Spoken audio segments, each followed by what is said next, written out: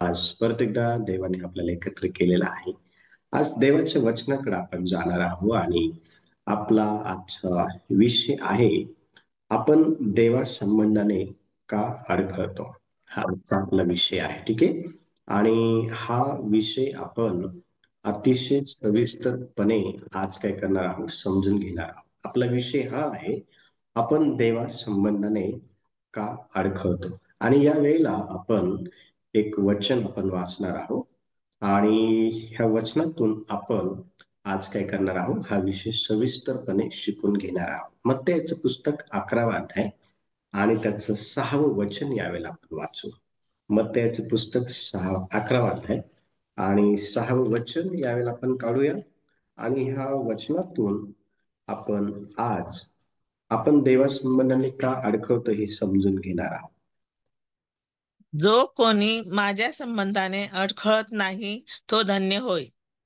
Very good. आता ह्या ठिकाणी आपण पाहतो की बाप्तिस्मा करणारा जो योहान आहे, तो तुरुंगामध्ये असताना त्याने आपल्या शिष्यांना येशूकडे पाठवलं. आणि येशूकडं त्याने आपल्या शिष्यांच्या हाती जो आहे तो निरोप काय केला होता, पाठवला होता. आणि तो निरोप आपल्याला ज्या वेळेला आपण वचन 3 वाचतो, त्या ठिकाणी तो निरोप आपल्याला दिसून येतो. त्या वचन 3 मध्ये असं म्हटलेलं आहे, जे येणार आहे ते आपण आहात की आम्ही दुसऱ्याची वाट काय करावी, पाहावी. आता लक्ष द्या, ह्या ठिकाणी ज्या वेळेला योहानाचे शिष्य प्रभू येशू ख्रिस्ताकडे आले आणि त्यांनी योहानाने जे काही त्यांना येशूला विचारायला सांगितलं होतं ते त्यांनी येशूला विचारलं. त्यावेळेला येशू त्यांना म्हणत आहे, जो कोणी माझ्या संबंधाने अडखळत नाही तो आशीर्वादित आहे. आता लक्ष द्या, अनेक वेळा आपण देवासोबत चालत असताना अडखळल्या जातो. आणि आपण जर अडखळल्या गेलो तर जे काही आशीर्वाद देवाने आपल्याकरता राखून ठेवलेले आहेत ते आपल्याला भेटत नाही.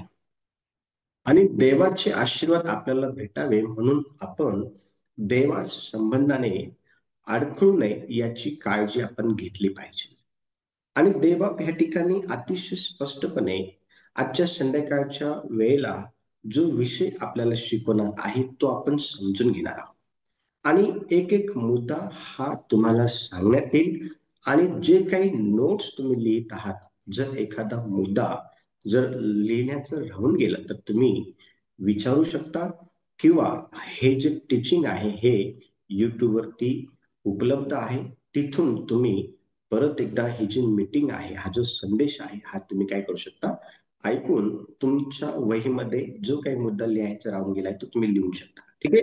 आता लक्ष द्या, हा विषय आपण आज काय करत आहोत, शिकत आहोत की आपण देवा संबंधाने का अडखळतो. आणि त्यासाठी आपण मत्तेचं पुस्तक 11वा अध्याय आणि 6वं वचन काय केलेलं आहे, वाचलेलं आहे. आणि ह्या वचनामध्ये येशू म्हणत आहे की जो व्यक्ती माझ्या संबंधाने अडखळत नाही तो आशीर्वादित आहे. आता तुम्हाला जर देवाकडनं आशीर्वादित व्हायचं आहे तर तुम्हाला तुमच्या जीवनामध्ये ही गोष्ट आज समजून घेणं फार गरजेचे आहे. आणि आपण पाहतो की संकटामध्ये जो पहिला मुद्दा आहे तुम्ही लिहू शकता, संकटामध्ये आपण येशूवर अविश्वास ठेवत असल्या कारणामुळं आपण अडखळत असतो. पहिला जो मुद्दा आहे तो हा आहे, संकटांमध्ये आपण येशूवर अविश्वास ठेवत असल्या कारणामुळं काय होतं माहिती का, आपण अडखळतो. आता पवित्र शास्त्रामध्ये आपल्याला ज्या वेळेला प्रभू येशूचे जे शिष्य आहेत ते समुद्रातून जे आहे येशू सोबत प्रवास करत होते बघा. मत्तेचं पुस्तक 8वा अध्याय आणि वचन 26 आपण काढू. मत्तेचं पुस्तक 8वा अध्याय आणि वचन 26 वाचण्यासाठी मदत करा.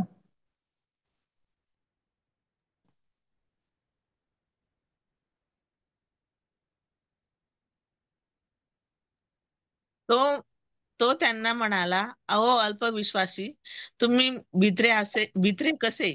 मग उठून त्याने वारा व समुद्र यास धमकाविले आणि अगदी निवांत झाले. Very good. आता ह्या ठिकाणी आपण पाहतो की प्रभू येशू हा त्याच्या शिष्यांसोबत काय करत आहे, संवाद करत आहे. आणि येशूच्या संवादातून आपल्याला एक गोष्ट प्रामुख्याने दिसून येते, ती ही जी त्याने त्याच्या शिष्यांना उद्देशून काय केलेली आहे, त्याला उद्देशून जे आहे ते बोललेली आहे, आणि ती ही आहे, अहो अल्पविश्वासी. लक्ष द्या, अहो अल्पविश्वासी. आता शिष्य हे एका फार मोठ्या संकटामध्ये अडकलेले होते, आणि ते संकट आपल्याला मत्तयाच्या पुस्तकाच्या 8व्या अध्यायाच्या 23 ते 27 वचनातून पाहायला भेटतं. आणि आपण पाहतो की ज्या वेळेला येशू हा त्यांच्या सोबत होता, किंवा ज्या वेळेला ते येशू सोबत होते, त्यावेळेला देखील त्यांनी येशूवरती पूर्ण जो विश्वास आहे तो टाकलेला आपल्याला ह्या वृत्तातून पाहायला भेटत नाही.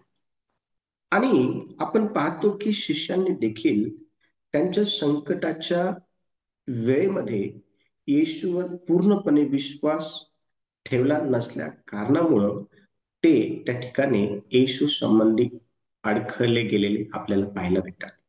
आता मला तुम्हाला हे सांगायचं आहे की ह्या जगामध्ये आपल्या जीवनामध्ये देखील आपल्याला अनेक अशा संकटांचा सामना जो आहे तो करावा लागत असतो. आणि त्या संकटांमध्ये आपण देवावरती अविश्वास जो आहे ठेवण्याऐवजी पूर्ण विश्वास ठेवणं गरजेचं आहे. का?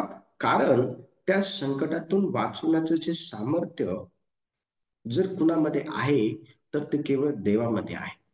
आणि आपण पाहतो की ह्या शास्त्र भागामध्ये आपल्याला एक गोष्ट प्रामुख्याने वाचायला भेटते, तीही वचन 25 मध्ये, शिष्य येशूकडे आले आणि त्यांनी त्याला विनंती केली की गुरुजी, आपण आम्हाला काय करा, वाचवा, कारण आम्ही काय आहोत बुडत आहोत. आता लक्ष द्या, अनेक वेळा संकटामध्ये ज्यावेळेस आपण अडकतो त्यावेळेला आपण प्रार्थना करतो, आपण देवाला आरोळी मारतो, परंतु आपण पूर्ण विश्वासाने जे आहे त्याला आरोळी मारत नाही.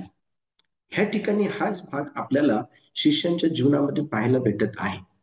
आणि येशूने त्या ठिकाणी त्यांना त्यांच्या अडखळण्याचं जे काही कारण आहे त्याच्या संदर्भात असलेलं ते त्यांना दाखवलं. त्यांच्यामध्ये देवाप्रती असलेला काय होता, विश्वास कमी होता, अविश्वास त्यांच्यामध्ये होता. लक्ष द्या, आपण ह्या जगामध्ये राहत असताना, आपल्याला देवासोबत चालत असताना अनेक वेळा संकट आपल्याला काय करेल माहिती का, देवाप्रती अविश्वास निर्माण करण्याचं काम करेल. पण आपण त्या संकटामध्ये पूर्ण विश्वास जो आहे तो देवावर ठेवणं गरजेचं आहे. हा पहिला मुद्दा आहे.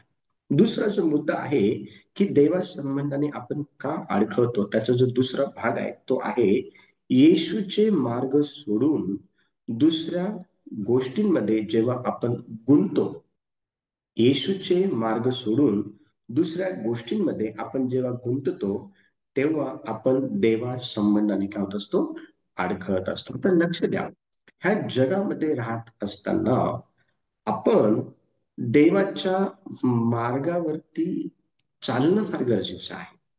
परंतु देवाच्या मार्गावर चालण्याऐवजी आपण दुसऱ्या अशा गोष्टींमध्ये काय होतं माहिती का, गुंततो, आणि त्यामुळं आपण देवा संबंधाने काय होतं माहिती का, अडखळतो. आता पवित्र शास्त्रामध्ये अनेक गोष्टी आहेत देवा संबंधाने इतर गोष्टींमध्ये अडकून गुंतण्यासंदर्भात. त्या सर्व गोष्टींकडे आपण जाणार नाही, पण आज हा दुसरा क्रमांकाचा जो मुद्दा आहे हा समजून घेण्यासाठी आपण दुसरे तिमोथी 4था अध्याय आणि त्याचं 10वं वचन आपण वाचणार आहोत. आणि ते वचन वाचण्यासाठी मला मदत करा. दुसरे तिमोथी याचं 4था अध्याय आणि वचन 10 आपण वाचू.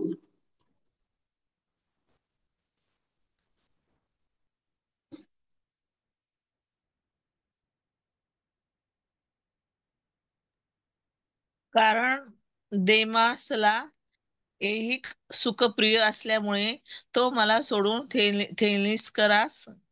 थेलनिकास गेला.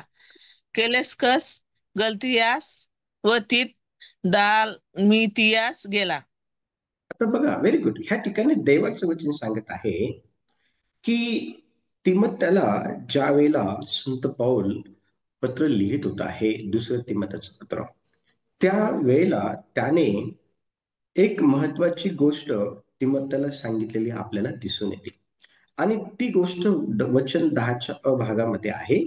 आणि ती आपल्याला ह्या ठिकाणी पाहायला भेटते, ती ही आहे, देमासला ऐहिक सुख प्रिय असल्यामुळे तो मला सोडून गेला. आता लक्ष द्या, ह्या जगामध्ये राहत असताना जेव्हा आपल्याला देवाच्या मार्गापेक्षा जगाचे मार्ग अधिक प्रिय वाटू लागतात ना, ज्या वेळेला आपल्याला देवाच्या मार्गापेक्षा जगाचे जे मार्ग आहे ते अधिक आवडू लागतात ना, तेव्हा आपण देवासंबंधी काय होतो माहिती का, आपण अडखळतो.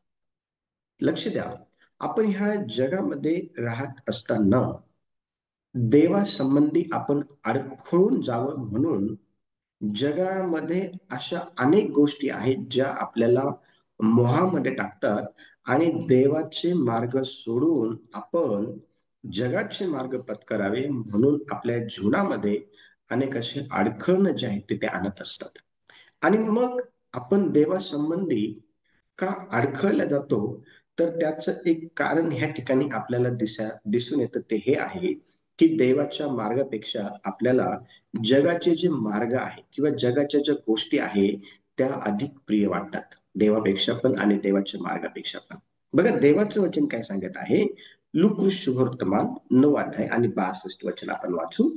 लुक शुभवर्तमान अध्याय 9 आणि 62 वचन पहा काय म्हणत आहे.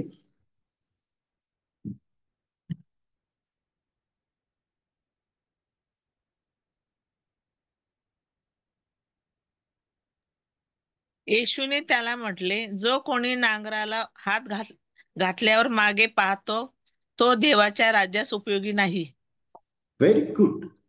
बघा, प्रभू येशू ख्रिस्त या ठिकाणी जे देवाचे लेकरं होऊ इच्छितात त्यांच्या जीवनाची कसोटी कशा प्रकारे घेतल्या जाते किंवा होत असते, हे ह्या ठिकाणी ह्या वचनातून आपल्याला पाहायला भेटतं.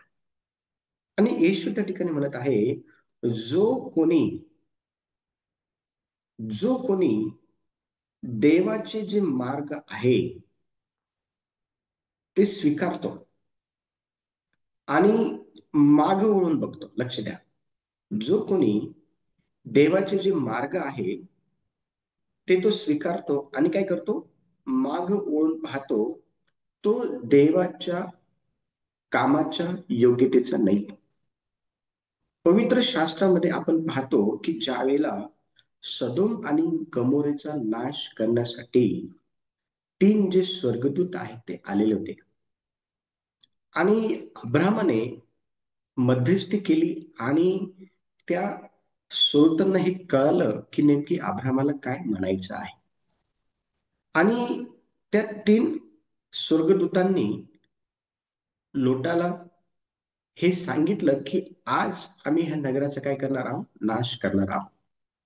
आणि ह्या नगरामध्ये तुझे जे पण कोणी नातलग असल त्यांना तू घे आणि काय हो, हे नगर सोडून निघून जा. परंतु हे नगर सोडून निघून जात असताना माग ओळून बघायचं नाही. हे नगर सोडून जात असताना माग ओळून काय करायचं नाही, बघायचं नाही. आणि त्या 3 स्वर्गदूतांच्या सांगण्यावरून ज्या वेळेला लोट आपल्या परिवारासह ते नगर सोडून निघू लागला, लक्ष द्या, वचनात असं लिहिलेलं आहे की त्याच्या पत्नीने माग वळून बघितलं. त्याच्या पत्नीने काय झालं की माग वळून बघितलं. लक्ष द्या, माग वळून बघणारी जी लोक आहे ना, ती देवाच्या राज्याच्या उपयोगाची नाहीये, ती देवाच्या कामाच्या योग्यतेची नाहीये. आणि आपण पाहतो की एका वेळेला 2 गोष्टी ह्या आपण मुळीच करू शकत नाही आणि त्या करण्याचा प्रयत्न जर आपण केला तर लक्ष द्या, आपण अडखळला जात आहोत. पवित्र आत्म्याला धन्यवाद असो या शिक्षणाबद्दल.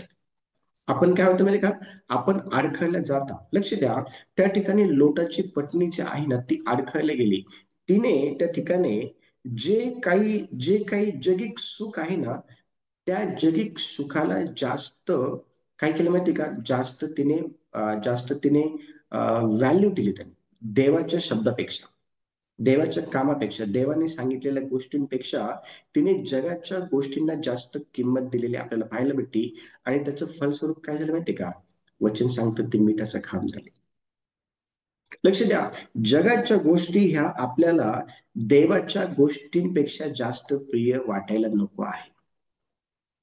हा, जगामध्ये आपण राहत असताना आपल्या समोर देवाने निवड ठेवलेली आहे. अनुवादाच्या पुस्तकामध्ये निवडी संदर्भात खूप सुंदर लिहिलेलं आहे. निवडून घ्या तुम्हाला काय निवडायचं आहे. आणि आपण काय निवडतो माहिती का?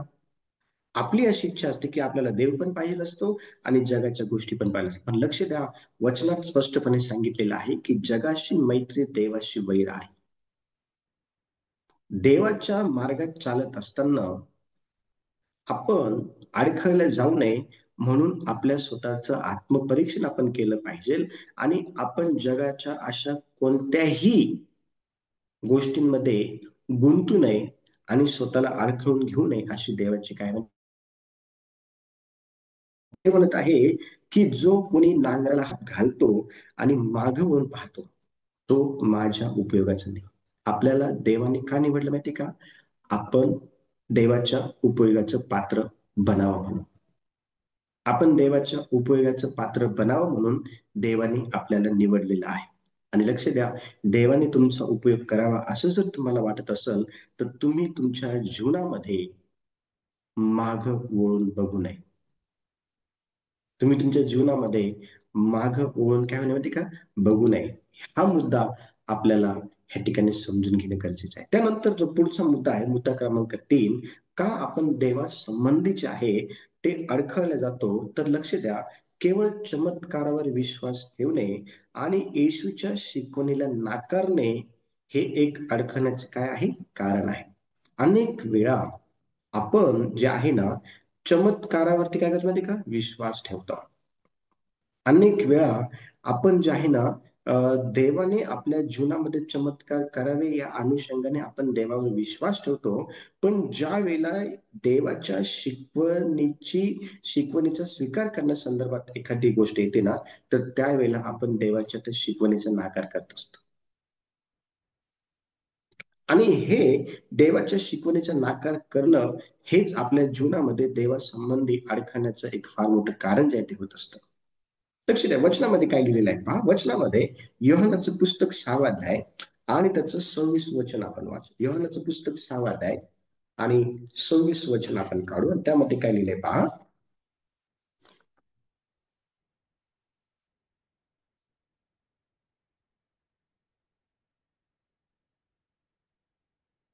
योहान 6वा अध्याय आणि वचन 26.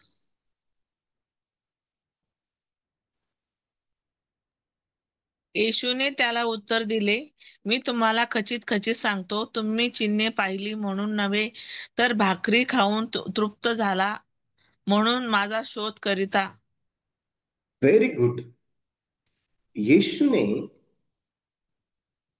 त्या लोक समुदायातील लोकांना उत्तर दिलं की तुम्ही माझं जे अनुकरण आहे ना, ते केवळ तुमच्या गरजा पूर्ण करण्यासाठी करतात. तुम्ही माझ्यावर विश्वास जो आहे ना तो ठेवतात, परंतु केवळ तुमच्या ज्या काही गरजा आहे, ज्या काही अपेक्षा आहे, ज्या काही इच्छा आहे ना, त्या पूर्ण करण्याकरता जे आहे ते ठेवत असतात. लक्ष द्या, परंतु देवाच्या शिकवणीला तुम्ही काय करत नाही? मान्य करत नाही. प्रभू येशू ख्रिस्त या ठिकाणी हेच म्हणत आहे, वचनामध्ये स्पष्टपणे सांगत आहे की येशूने त्या लोकसमुदायातील लोकांना उत्तर दिलं, मी तुम्हाला खरं खरं सांगतो, मी तुम्हाला खचित खचित सांगतो, तुम्ही चिन्हे पाहिलीत म्हणून नाही, तर भाकरी खाऊन तृप्त झालात म्हणून तुम्ही माझा शोध करत आहात. अनेक वेळा आपण देवाचा शोध का करतो माहिती का? आपल्या गरजेसाठी करत असतो. अनेक वेळा आपण देवाचा शोध का करतो माहिती का? किंवा अनेक वेळा आपण देवावर विश्वास का ठेवतो माहिती का? कारण आपल्याला काहीतरी गरज असते म्हणून आपण देवावरती विश्वास ठेवतो, म्हणून आपण देवाचं अनुकरण करतो. परंतु लक्ष द्या, ज्या वेळेला देवाच्या शिकवणीची आपल्या जीवनातून अनुकरणीय वेळ येते ना, त्यावेळेस आपण त्या देवाच्या शिकवणीचा नाकार करत असतो. देवाची इच्छा काय माहिती का? तुम्ही जर त्याच्या शिकवणीप्रमाणे एकंदर ह्या जगामध्ये राहून जर जीवन जगले, तर तुमच्या सर्व जे काही गरजा आहेत त्या तो पूर्ण करा. लक्ष द्या, आपल्या जीवनामध्ये आपल्या गरजेपेक्षा आपण देवाच्या शिकवणीला जास्त महत्व देणं गरजेचं आहे. पण आपण आपल्या गरजेला देवाच्या शिकवणीपेक्षा जास्त महत्व दिलं असल्या कारणामुळं आपण देवासंबंधी अडखळल्या जात असतो. अनेक वेळा आपण देवासंबंधी अडखळतो. बघा तुम्ही, देवाने एखादी गोष्ट जर आपल्याकरता जर केली नाही, तर आपण देवाच्या वचनाचं अनुकरण करणं आपल्या जीवनामध्ये सोडून देतो. आणि आपल्याला आपल्या मनाला येईल तसं आपण काय करतो माहिती का? जगतो. जसं आपण वागतो, तसं आपण बोलतो, तसं आपण कृती करतो. देवाच्या वचनाला आपण आपल्या जीवनामध्ये महत्व देत नाही का? कारण देवाने आपल्या जीवनामध्ये ती गोष्ट केलेली नसते. आणि आपण ती गोष्ट देवाने आपल्या जीवनामध्ये केली म्हणून आपण देवावर विश्वास ठेवून त्याच्याकडे आलेलो असतो. पण कधी एक गोष्ट आपण आपल्या स्वतःला विचारलेली आहे का, की आपल्या गरजा महत्वाच्या आहे का देवाचं वचन आपल्या जीवनामध्ये महत्वाचं आहे? लक्ष द्या, तुम्ही तुमच्या जीवनामध्ये देवाच्या वचनाला महत्व देणं फार गरजेचं आहे. का माहिती का? कारण देवाचं वचन अतिशय स्पष्टपणे आपल्याला हे सांगतं, की बरेच लोक देवाची जी कठीण शिकवण आहे ना, ती ऐकून त्याला सोडून निघून गेले. देवाची शिकवण ही सोपी नाहीये. देवाची शिकवण ही कठीण आहे. हा, देवाची शिकवण त्या व्यक्तीला सोपी आहे, ज्याने स्वतःला देवाच्या स्वाधीन केलेलं आहे. त्याच्या शिकवणीप्रमाणे जगण्याकरता त्याला ती शिकवण सोपी आहे. पण ज्याने स्वतःला देवाच्या शिकवणीप्रमाणे चालण्याकरता स्वाधीन केलेलं नाहीये ना, त्याला ती शिकवण कठीण आहे. बघा, देवाचं वचन जेव्हा आपण वाचतो ना, योहानाचं पुस्तक 6वा अध्याय आणि 60 पासून तर 66 पर्यंत ज्यावेळेस आपण देवाचं वचन वाचतो ना, तर त्या वचनामध्ये आपल्याला अतिशय स्पष्टपणे सांगतं. आपण वाचणार आहोत, तर सर्व वचन आपण वाचणार नाही, कारण ती जी वचन आहेत ती फार मोठी आहे. आणि आपण वचन वाचू यावेळेला. अं, कोणीतरी वाचण्यासाठी मला मदत करा. 61 वचन 61.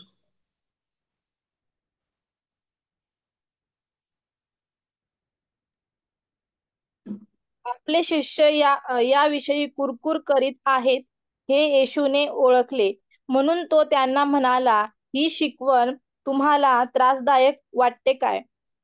बघा, ही शिकवण तुम्हाला त्रासदायक वाटते काय? आता ह्या ठिकाणी आपण पाहतो की येशूची जी शिकवण आहे ना, किंवा देवाच्या वचनाची जी शिकवण आहे ना, ती शिकवण अनेक वेळा लोकांना त्रासदायक वाटते. ती शिकवण अनेक वेळा लोकांना जी आहे ना, ती आवडत नाही. लोकांना ती शिकवण आवडत नाही. आणि लोकांना ती शिकवण का आवडत नाही माहितीये का? कारण त्यांना असं वाटतं की ती शिकवण कठीण आहे. त्यांना असं वाटतं की ती शिकवण जी आहे ती त्यांना इरिटेट करणार. पण तसं नाही. प्रभू येशू ख्रिस्ताने त्याचा शिष्य ज्यावेळेस त्याच्याकडे आला आणि तो म्हटलं की गुरुजी, मी माझ्या भावाला किती वेळा क्षमा करावी अशी तुझी इच्छा आहे, असं तुला वाटतं? त्यांनी 7 वेळा माझ्या भावाला क्षमा करू का? ओव्हर कॉन्फिडन्सने त्या ठिकाणी तो शिष्य बोलला. कारण पवित्र शास्त्रामध्ये आपण पाहतो की तुझा जो भाऊ आहे त्याला तू नियमामध्ये आपण पाहतो की 3 वेळ क्षमा कर. परंतु त्या शिष्याला असं वाटलं की आपण चलो 3 नाही, 6 नाही, डायरेक्ट 7 वेळेस. येशू त्याला म्हणाला, 7 वेळेस तू त्याला क्षमा करावी असं मी तुला म्हणत नाही, तर 7च्या 70 वेळेस तू त्याला काय केली पाहिजे? क्षमा केली पाहिजे. लक्ष द्या, आपण पाहतो उधाळ्या पुत्र संदर्भात देखील. ज्या वेळेला उधाळा पुत्र जो आहे ना, बापाची संपत्ती घेऊन गेला आणि जगामध्ये त्याने ज्या गोष्टींवरती खर्च करायला नको होते त्या गोष्टींवरती खर्च केली, आणि त्या ठिकाणी मोठा दुष्काळ पडला, तर दुष्काळामध्ये तो अडकला. आणि त्या गावच्या एका श्रीमंत व्यक्तीकडं त्याने डुकरं चारण्याची जी काही नोकरी आहे ती पकडली. त्याचा त्या दुष्काळामध्ये निभाव लागला आणि डुकरं चारत असताना त्याला त्याच्या बापाच्या घरच्या सर्व गोष्टी आठवल्या. आणि तो म्हटला की मी माझ्या बापाकडे परत जाईल आणि मी म्हणाल की मी स्वर्गाविरुद्ध आणि तुझ्या विरुद्ध पाप केला आहे बाबा. मी तुझा मुलगा म्हणून घ्यायच्या योग्यतेचा नाहीये. आणि बघा, जसंच आपण पाहतो की बापाने त्या मुलाला बघितलं, त्याला मिठी मारली त्याच्यासाठी नवीन वस्त्र तयार केले, त्याच्यासाठी मोठी मेजवानी दिली, त्याच्यासाठी अंगठी घातली, त्याला पायात जोडवे, म्हणजे सर्व काही त्यासाठी केलं. पण त्या ठिकाणी आपण पाहतो की त्या बापाने त्या मुलासाठी जे काही केलं होतं ना, ते मोठ्या मुलाला आवडलं नव्हतं. तो त्या ठिकाणी अडखळला गेला. लक्ष द्या, तो त्या ठिकाणी काय सांगा अडखळला गेला. मला तुम्हाला हे सांगायचं आहे, मला तुम्हाला हे शिकवायचं आहे की आपण देवासंबंधी का अडखळतो माहिती का? कारण आपण देवाकडनं चमत्कार मिळवण्याच्या अनुषंगाने किंवा आपण आपल्या स्वतःच्या ज्या ज्या काही गोष्टींची आपल्याला गरज आहे, त्या गरजा पुरता आपण देवाकडे येतो. एकदा का गरजा पूर्ण झाल्या की आपण देवाला सोडून देतो, देवाची शिकवण पण सोडून देतो. पण लक्ष द्या, आपल्या गरजा ह्या देवाच्या वचनापेक्षा जास्त की देवाचं वचन आपल्या जीवनामध्ये सर्वात महत्वाचं असणं फार गरजेचं आहे. काय माहिती का, जर आपण आपल्या जीवनामध्ये देवाच्या वचनाला जर महत्वाचं स्थान दिलं तर देव तुमच्या सर्व गरजा काय कर म्हणजे पूर्ण करेल. आपण अनेक वेळा अडखळतो. लक्ष द्या, आपण देवासंबंधी अडखळले जाऊ नये म्हणून आपण ह्या दिवसांमध्ये देवाच्या वचनाला आपल्या जीवनामध्ये अधिक जास्त स्थान देणं गरजेचं आहे. त्याचा पुढचा जो मुद्दा आहे, चौथा मुद्दा, का आपण देवासंबंधाने अडखळतो, तर येशूच्या न्यायावर प्रश्न उपस्थित करणं हे एक अडखळण्याचं काय आहे ते कारण आहे. येशूच्या न्यायावरती कधी कधी आपण म्हणतो की देवाने योग्य न्याय नाही केला आहे. कधी कधी जो काही न्याय देवा करतो तर त्या न्यायावरती आपण काय करतो माहिती का, प्रश्न उपस्थित करतो. आपण देवाच्या न्यायावरती प्रश्न उपस्थित करणारे कोण आहोत? बघा वचन काय सांगत आहे. यशया 55 अध्याय आणि 8 वचन वाचू. 55:8.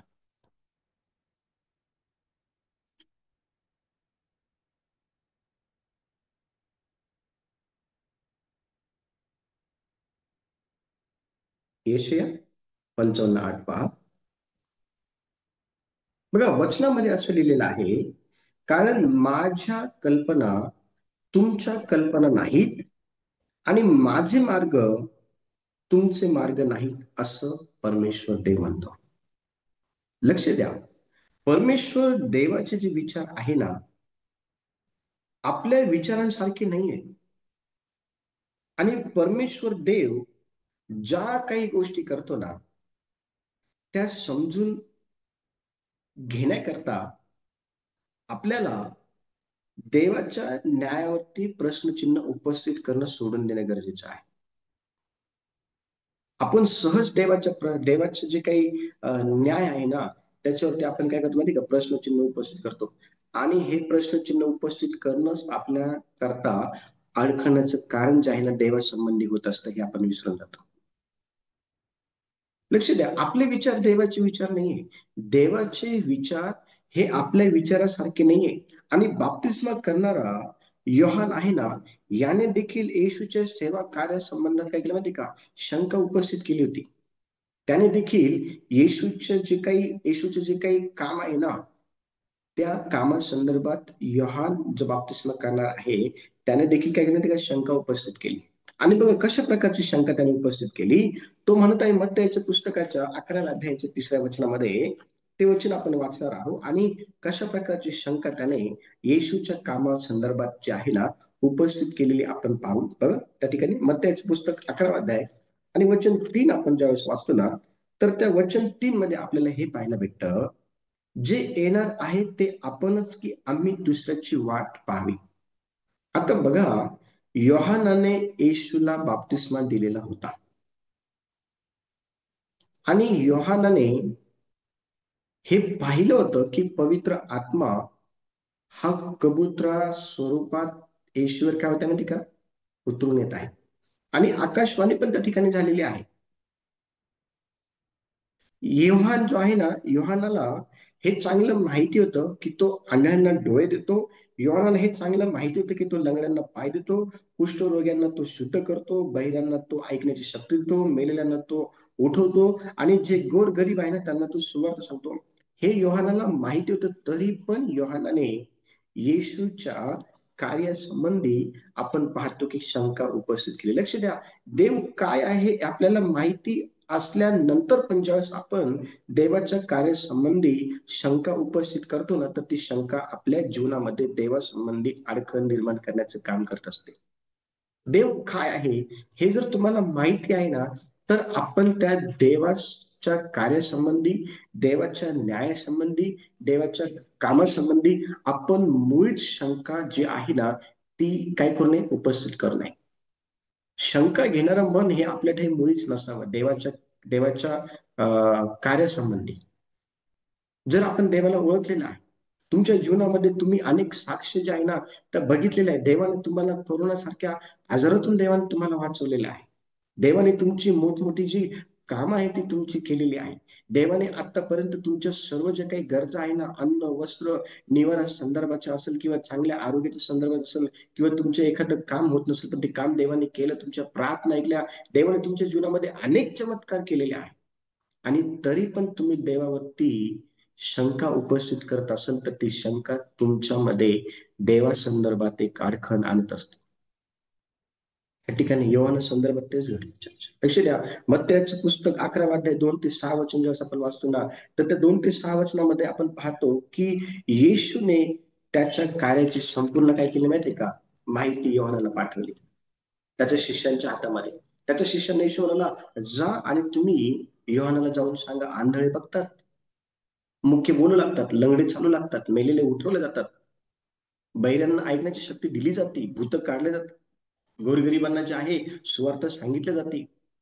जाऊन सांगा, शंका घेऊ नको. लक्ष द्या, आजच्या संध्याकाळच्या वेळेला परमेश्वर देव हा तुम्हाला हेच सांगत आहे की तुम्ही देवाच्या कार्याविषयी मुळीच जे आहे ते शंका घेणारा व्यक्ती बनू नये. कारण शंका घेणारा व्यक्ती हा देवासंबंधी अडखळला जातो, हे आपल्याला समजणं फार गरजेचं आहे. आणि तुम्ही अडखळले जाऊ नये, तुम्ही अडखळले जाऊ नये. पुढचा जो मुद्दा आहे, 5वा मुद्दा, येशूचं दुःख स्वीकारण्यास नाकार देणं हे एक अडखळण्याचं कारण आपल्या जीवनामध्ये होऊ शकतं. येशूचे जे दुःख आहे, लक्ष द्या, येशू ह्या जगामध्ये का आला हे समजून घेणं गरजेचं आहे. आणि येशूचं दुःख हे आपण स्वीकारलं पाहिजे. ज्यावेळेस आपण येशूच्या दुःखाचा नाकार करतो ना, त्यावेळेला ते नाकार करणं आपल्याकरता देवासंबंधी अडखळण्याचं कारण जे ते बनत असतं. ज्या वेळेला आपण लूक शुभवर्तमानाचं पुस्तक 9वा अध्याय आणि त्याचं 23 वचन वाचतो बघा. लूक 9वा अध्याय आणि 23 वचन आपण वाचू.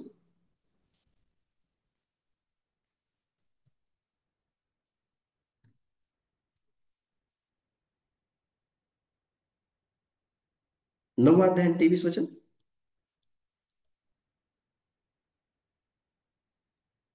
नंतर तो त्या सर्वांना म्हणाला, जर कोणा व्यक्ती माझ्या मागे यायचे असेल तर त्याने स्वतःला नाकारले पाहिजे व दररोज स्वतःचा वधस्तंभ उचलून माझ्या मागे आले पाहिजे. Very good.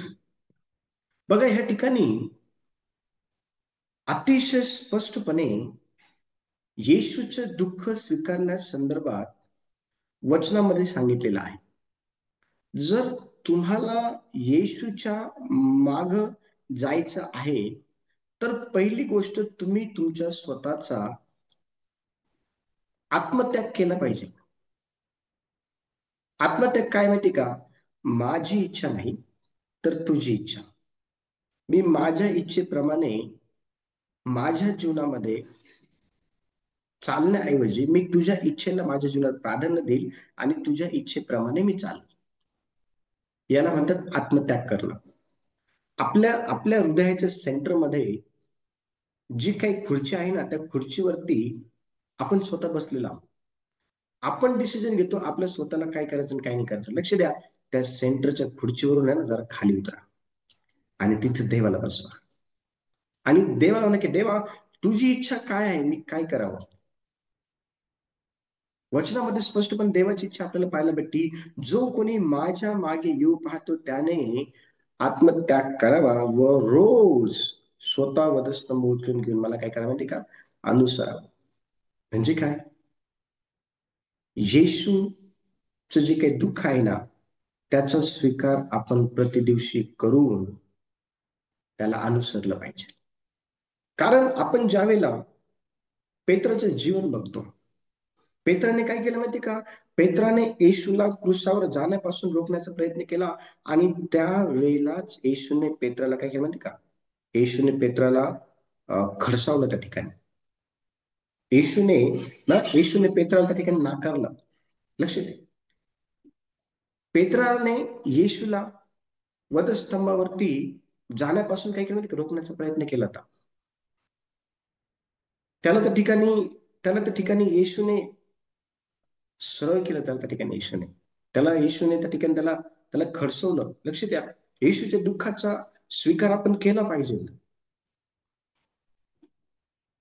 लोक येशूच्या क्रुसाबद्दल किती पण टिंगल टवाल करू, येशूच्या मरणासंदर्भात लोक किती पण हसी मजाक करू, पण ते दुःख त्याने आपल्यासाठी सहन केलेलं आहे, याचा स्वीकार आपण केला पाहिजे. येशू हा आपल्यासाठी वधस्तंभावरती मरण पावला, आपल्या पापासाठी, आपल्या दुष्कर्मासाठी. येशयाचं पुस्तक काढा, येशयाचं पुस्तक बघा, येशयाचं पुस्तक 53 अध्याय काढा, आणि येशयाच्या पुस्तकाच्या 53 अध्यायामध्ये आपण वाचणार आहोत. कोणीतरी वाचण्यासाठी मला मदत करा. 5वं वचन.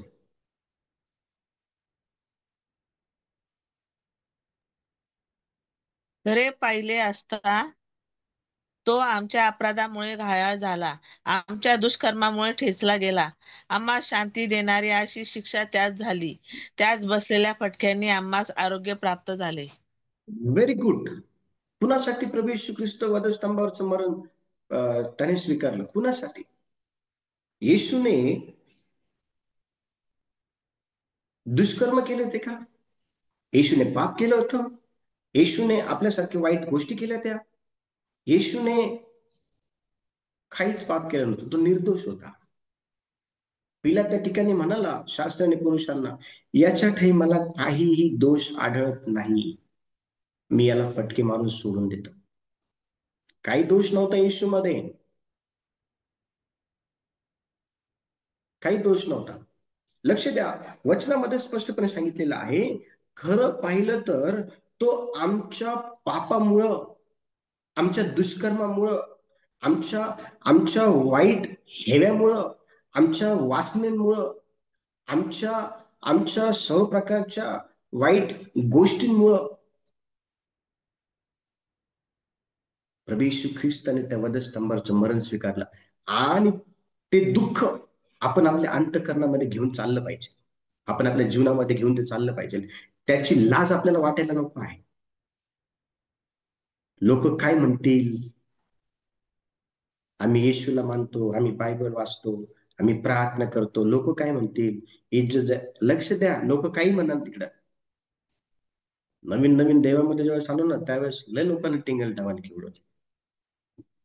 लक्ष द्या, वचन स्पष्टपणे सांगत आहे या ठिकाणी, येशूचे जे काही दुःख आहे ना, ते आपण स्वीकारलं पाहिजे. हो, येशू माझ्यासाठी मरण पावला. हो, येशू माझ्यासाठी, त्याने हातामध्ये खिळे जे आहेत ते स्वीकारले, त्याच्या पायामध्ये खिळे जे आहेत त्याने ते स्वीकारले, डोक्यात मध्ये काट्याचा मुकुट त्याने जेव्हा ते स्वीकारलं, माझ्यासाठी त्याने लज्जा स्वीकारली. माझ्यासाठी इंडिव्हिज्युअल आहे, सार्वजनिक नाही.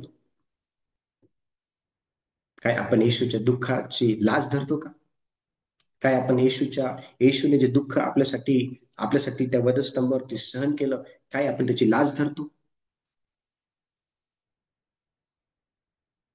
चर्च, जर आपण येशूच्या दुःख सहनाची जर लाज धरत असतो, लक्ष द्या, ते लाज धरणं आपल्याकरता देवासंबंधी अडकण्याचं कारण आहे. पेत्राने तेच केलं.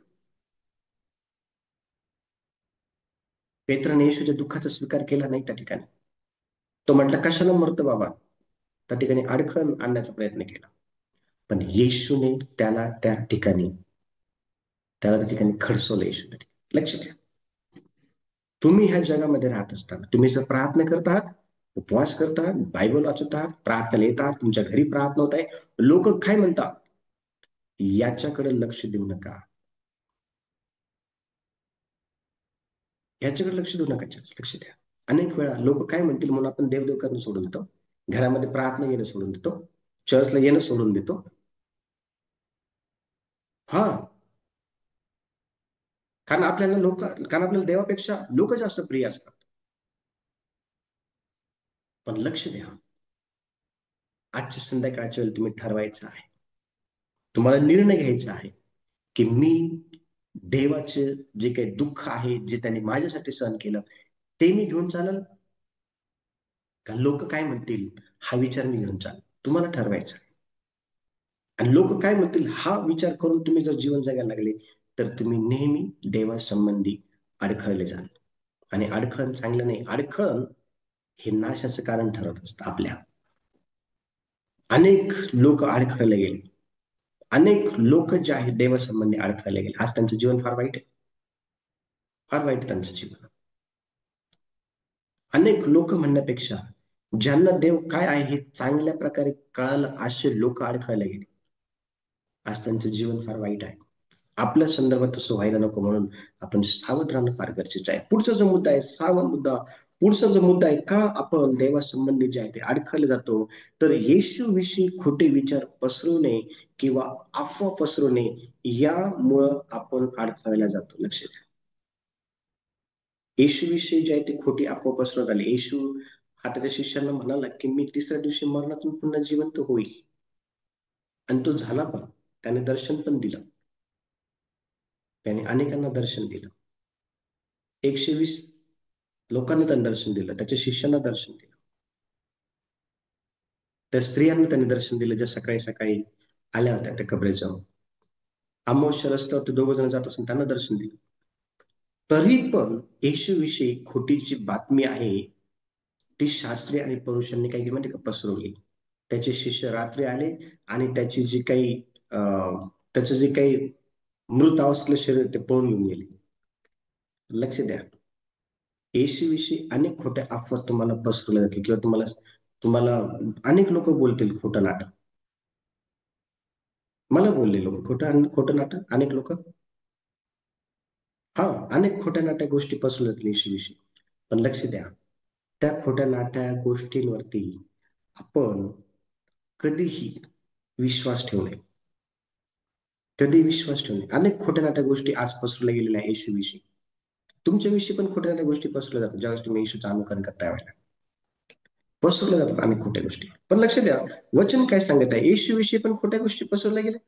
ज्यावेळेस आपण मत्तेचं पुस्तक 12 अध्याय वचन 24 वाचतो ना, त्या ठिकाणी फरीसी शास्त्री त्या ठिकाणी म्हणाले की हा शैतानाच्या साह्याने भूत काढतो. अनेक वेळा लोक पण आपल्याला म्हणतात काहीतरी भेटलं असेल म्हणून तुम्ही येशू करतात. तुम्ही काय धर्म चेंज केलेला आहे का? तुम्हाला किती पैसे भेटलेले आहे? लोक खोट्या गोष्टी पसरवतात. या अनुभवातून आम्ही गेलेलो आहोत. या अनुभवातून प्रत्येक तो व्यक्ती गेलेला आहे ज्याला कळलेला आहे की येशू हा ह्या जगाचा तारणार आहे. तुमच्याविषयी अनेक खोट्या गोष्टी पसरवल्या जातील. येशूविषयी अनेक खोट्या गोष्टी पसरवल्या जातील. पण लक्ष द्या,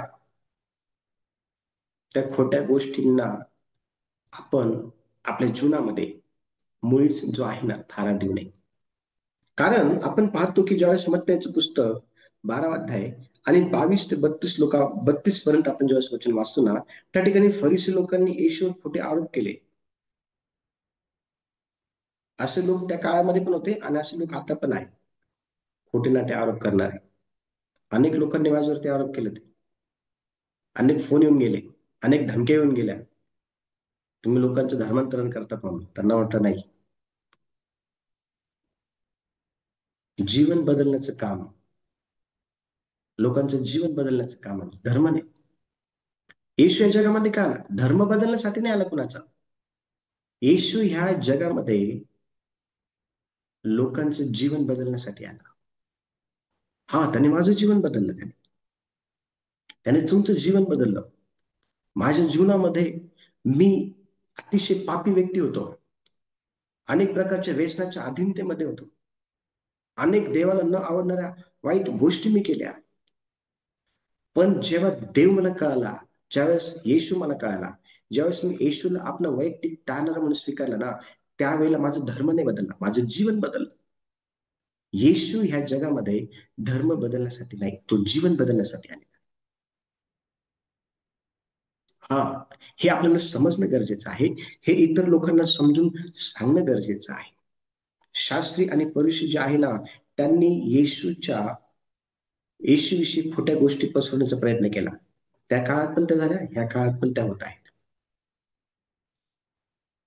पण लक्ष द्या, आपण देवाला धरून राहणं गरजेचं आहे. आपण अडखळलं जाऊ नये.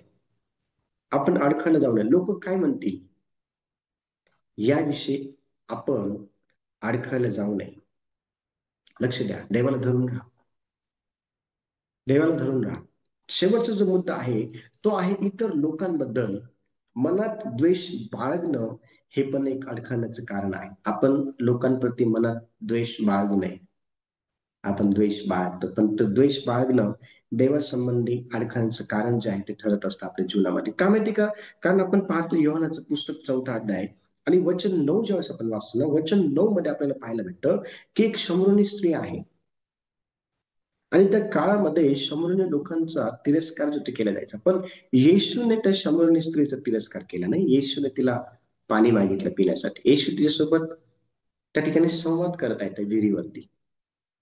येशूने हे दाखवलं की देवाच्या दृष्टीने संपूर्ण सर्व जे मानव आहे ते समान आहे.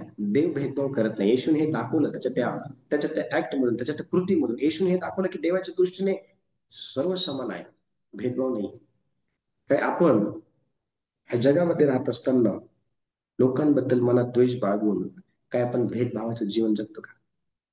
जर आपण भेदभावाचं जीवन जगत असू, लक्ष द्या चर्च, हे भेदभावाचं जीवन देवासंबंधी आपल्या जीवनात अडखळण्याचं कारण बनत असतं. हे समजून घेणं फार गरजेचं आहे. ज्यावेळेला आपण योहानाचं पुस्तक 4था अध्याय वचन 9 वाचतो ना, त्या ठिकाणी आपण पाहतो की देव भेदभाव करत नाही. त्या ठिकाणी प्रभू येशू ख्रिस्त त्या शमरोनी स्त्रीसोबत काय करत माहिती का? बोलत आहे. आपण लोकांसोबत बोललं पाहिजे. देव काय आहे हे आपण लोकांना सांगितलं पाहिजे. कुठल्याही प्रकारचा भेदभाव हा आपण आपल्या अंतःकरणामध्ये लोकांप्रती जो आहे तो बाळगू नये किंवा तो ठेवू नये. आपण ज्याप्रमाणे येशूने ह्या शमरोनी स्त्रीशी संवाद केला, येशूने ह्या शमरोनी स्त्रीला दर्जा दिला, येशूने ह्या शमरोनी स्त्रीची त्या ठिकाणी बाजू घेतली. आपण देखील अशा प्रकारे लोक बनलं पाहिजे. आपण देखील अशा प्रकारचे लोक बनले पाहिजे. लक्ष द्या, समाजामध्ये अनेक लोक आहेत ज्यांना तुमची गरज आहे, ज्यांना तुम्ही प्रेम देऊ शकतात, ज्यांच्यासाठी तुम्ही प्रार्थना करू शकता, ज्यांना तुम्ही देवाबद्दल बोलू शकता, सांगू शकता, ज्यांच्या समस्या त्यांना तुम्ही बाहेर काढू शकता. असे लोक भरपूर आहेत, त्यांना तुमची गरज आहे. येशूची गरज त्या शंभरने स्त्रीला होती आणि येशूने, लक्ष द्या, तिचं जीवन बदललं. येशूने तिचं जीवन बदललं. चर्च, लक्ष द्या, आपण लोकांचं जीवन बदलणारे बनणं फार गरजेचं आहे. हा, आपण लोकांचं जीवन बदलणारे व्यक्ती बनलं पाहिजे. लोकांचं जीवन तुम्ही बदलावे यासाठीच देवाने तुम्हाला निवडलेलं आहे. तुमची निवड त्यासाठीच आहे. लक्ष द्या, सरते शेवटी आपण पाहतो की स्वार्थासाठी येशूचा उपयोग करण्याचा प्रयत्न करणं हे एक अडखळण्याचं कारण आहे. आज आपण येशूचा उपयोग काही स्वतःच्या स्वार्थासाठी करत आहोत आणि जर करत असू तर मग हे एक अडखळण्याचं कारण आहे. कारण पवित्र शास्त्रामध्ये आपण पाहतो की जब्दीची जी पत्नी आहे, आपल्या 2 मुलांना घेऊन येशूकडे आली आणि ते म्हणाले की एकाला तुझ्या उजव्या हातामध्ये आणि एकाला डाव्या हाताजवळ बसव. तो आपल्या राज्यामध्ये स्वार्थीपणा हा आपल्यालाही नको आहे. लक्ष द्या, येशूने मत्तयाच्या पुस्तकाच्या 20व्या अध्यायाच्या 20 ते 28 वचनामध्ये येशूने त्यांना काय केलं माहिती का? खरं जे सेवकत्व आहे ना ते त्यांना शिकवलं. ज्याला मोठं व्हायचं आहे ना त्याने अगोदर सेवक बनला पाहिजे. चर्च, आपण आपल्या स्वार्थासाठी देवाचा उपयोग करू नये. हा, आपण जर देवाच्या मागे आहे तर देव आपली काळजी घेईल. लक्ष द्या, देवाच्या मागे चालणाऱ्या प्रत्येक व्यक्तीमध्ये सेवा करण्याची वृत्ती असणं फार गरजेचं आहे. तर आपण उंच केले जाऊ, तर आपण आशीर्वादित होऊ, तर देव आपली काळजी घेईल. देव या वचनाद्वारे सर्वांना आशीर्वाद तो यावेळेला आपण आपले डोळे बंद करू आणि आपण प्रार्थना करू. सर्वजण आपण आपले डोळे बंद करू आणि आपण प्रार्थना करू.